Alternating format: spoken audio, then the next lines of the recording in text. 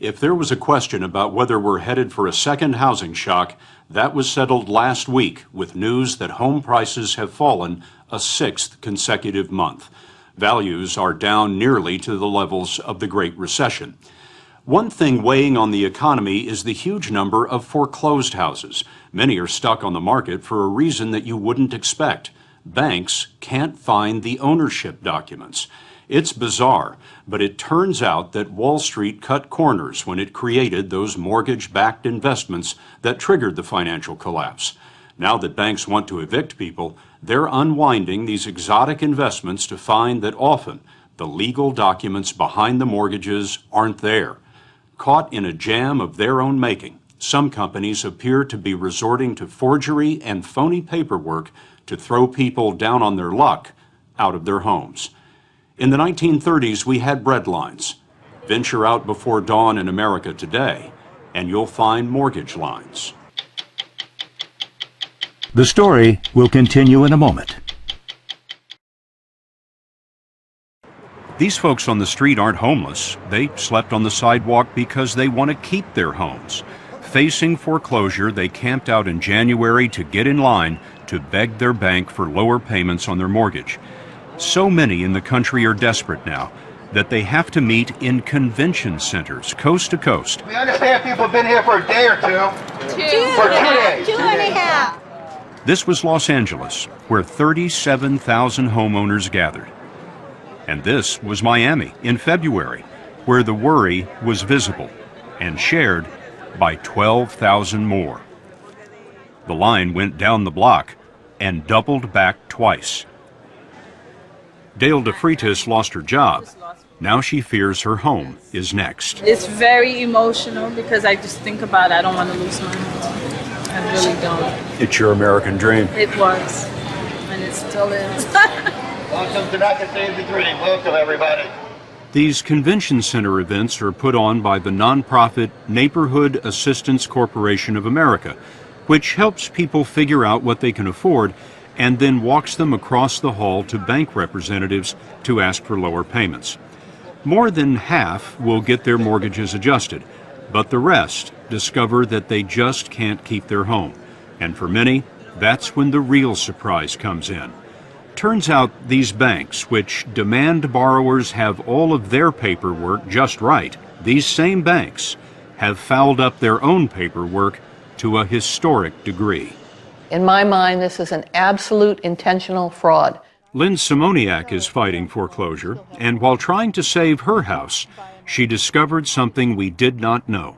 Back when Wall Street was using algorithms and computers to engineer those disastrous mortgage-backed securities, it appears they didn't want old-fashioned paperwork slowing down the profits. This was back when it was a white-hot, fevered pitch to move as many of these as possible. When you could make a whole lot of money through securitization, and every other aspect of it could be done electronically, keystrokes. This was the only piece where somebody was supposed to actually go get documents, transfer the documents from one entity to the other. And it looks very much like they just eliminated that step altogether. Simoniak's mortgage had been bundled with thousands of others into one of those Wall Street securities traded from investor to investor. When the bank took Simoniak to court, it first said that it had lost her documents, including the critical assignment of mortgage, which transfers ownership. But then there was a courthouse surprise. They found all of your paperwork more than a year after they initially said that they had lost it. Yes. Did that seem suspicious to you? Yes, absolutely. And what do you imagine? It fell behind the file cabinet? Where was all of this? We had it, we own it, we lost it, and then more recently, everyone is coming in saying, hey, we found it. Isn't that wonderful? But what the bank may not have known is Lynn Simoniak is a lawyer and fraud investigator with a specialty in forged documents. She has trained FBI agents. Did you ask for copies of those documents? Yes. And what did you find? When I looked at the assignment of mortgage, and this is the assignment, a copy from my case, I looked at even the date they put in, which was 10/17/2008, was several months after they sued me for foreclosure. So what they were saying to the court was, We sued her in July of 2008, and we acquired this mortgage in October of 2008. It made absolutely no sense. Curious, she used her legal training to go online and researched 10,000 mortgages.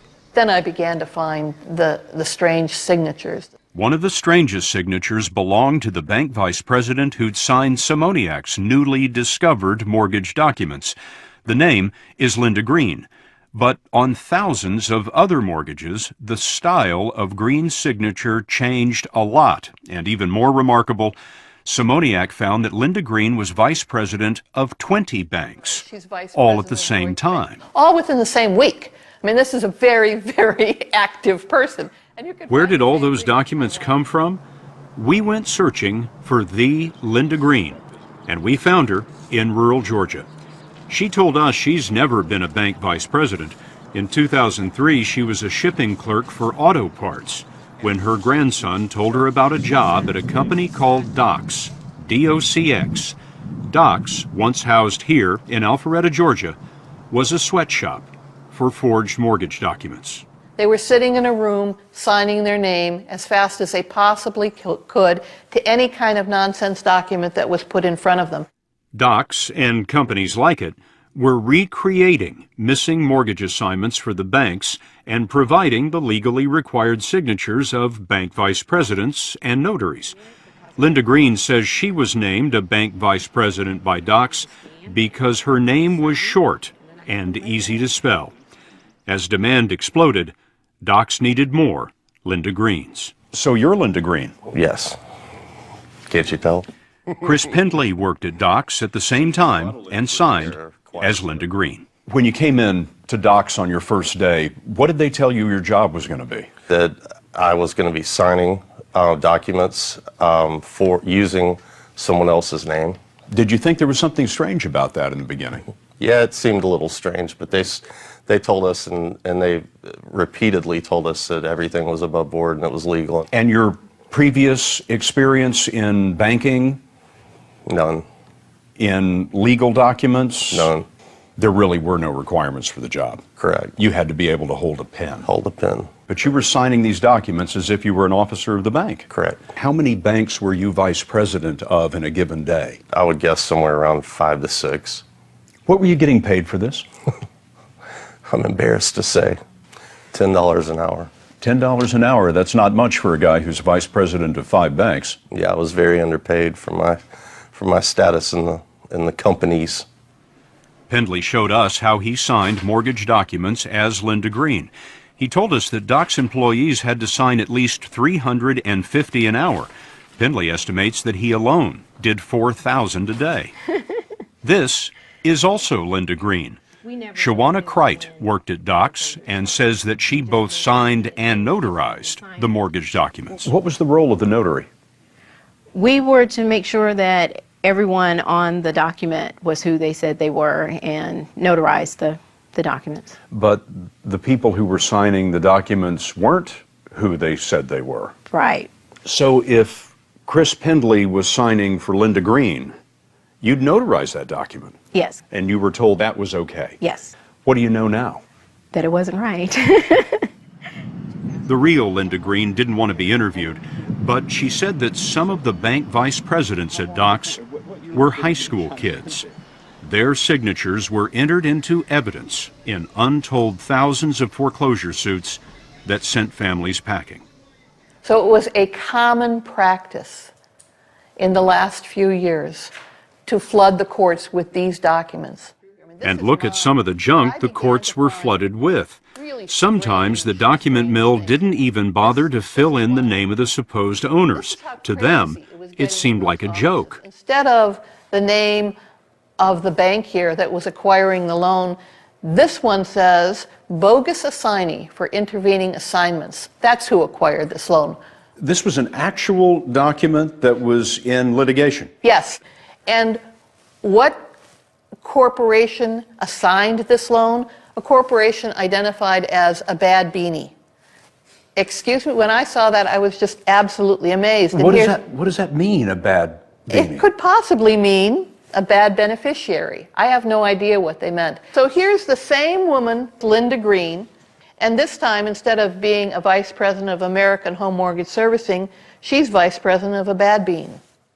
Simoniak says that the banks whose paperwork was handled by the Docs forgery mill included Wells Fargo, HSBC, Deutsche Bank, Citibank, U.S. Bank, and Bank of America. We contacted all of them, and each said that it farmed out its mortgage servicing work to other companies, and it was those mortgage servicing firms that hired Docs. Docs was owned by a company called LPS, a $2 billion firm that calls itself the nation's leading provider of mortgage processing services. LPS told us that when it found out about the phony signatures in 2009, it shut Docs down. The FBI and several states are investigating. There were 1 million foreclosures last year, and there will be another 1 million this year. Those lawsuits are forcing open those bundled mortgage-backed securities that Wall Street cooked up in the mid-2000s, and they're exposing a lack of ownership documents all across the country. It's astonishing to me that this became as pervasive as a problem that it is. It got sloppy. It got very sloppy. Sheila Bair is one of the government's top banking regulators as chairman of the Federal Deposit Insurance Corporation. You just described it as pervasive. Yeah, it is pervasive. It absolutely is pervasive. And it was just a matter of cutting corners, not spending enough money, not having the quality controls. Incompetent banking back then is causing foreclosure ghettos today. Although banks say the courts have been accepting their paperwork, now that's changing as desperate homeowners countersue the banks over the document fiasco. This leaves houses unsold indefinitely, undermining the recovery. I'm very worried about if this starts getting out of hand, the kind of impact it will have. These are lawsuits by homeowners Yes, who are yes. being foreclosed upon saying, Yes, or in the process or have already been foreclosed on. saying yes. prove it. Yes, exactly. Prove that yeah. you own this. Exactly. How big an issue is that going to be? There are 30,000 Well, today. I think this litigation could easily get out of control, and we would like to get ahead of it. We're already feeling like we're falling behind it.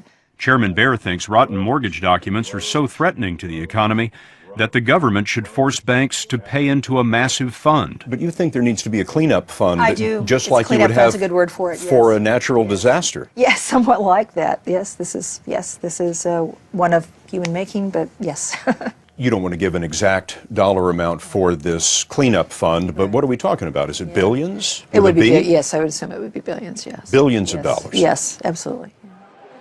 Chairman Bair's proposed cleanup fund would pay homeowners to accept a bank's ownership claim without a lawsuit. She says that this could be cheaper for the banks than trying to recreate the missing documents legitimately and not through the document mills. I think eventually the bank could prove who owned it, but it would take a lot of time and expense. You know, none of the major banks were willing to sit down with us and talk to us about this, not even the American Bankers Association. I'm sorry to hear that. Why do you think that is? They're feeling very defensive now, and so I can only assume that is the reason why they declined.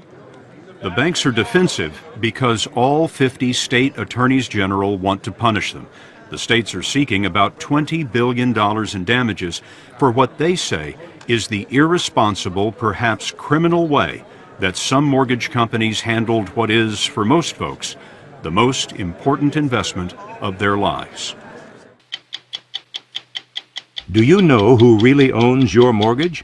To learn more, go to 60minutesovertime.com. Sponsored by Lipitor.